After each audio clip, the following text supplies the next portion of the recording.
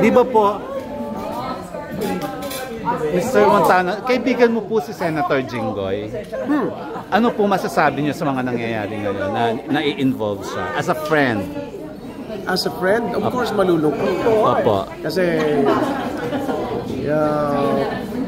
sa sitwasyon niya ngayon, he has to answer a lot of questions. Yes. Kasi naghihintay ang buong bayan sa sagot nila. And we really want to hear it. I mean, as a friend, I am praying for him.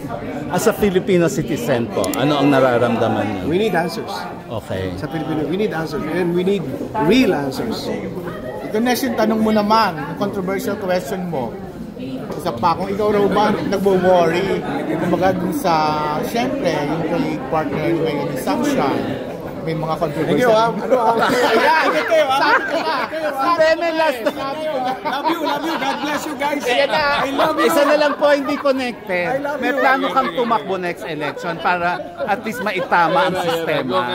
Yun na lang po.